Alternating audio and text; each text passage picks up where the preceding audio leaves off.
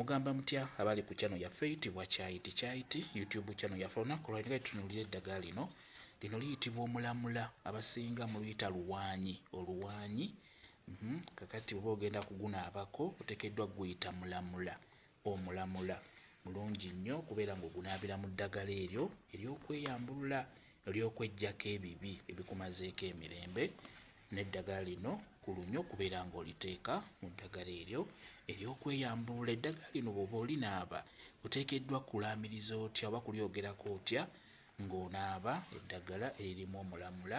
Oteekeddwa kugamba bw'oti ogamba nti gwe mulamuzi wa byonna, lamula ebibi byonna ebimbaddeko, bikwate ekkubo bigende oba bikwate ekkubo binveeko. Gwe mulamuzi wa byonna, lamula ebibi ebikyamu byonna ebimbaddeko, bikwate ekkubo binveeko bigende. Bw'otyo bw'osobola okwogera ng'onaaba eddagala ery'okweyambulula ng'otaddemu gwe tuyita omulamula, ojja kuba gukuyambako ebyo byonna ebibadde bikumazeeko emirembe.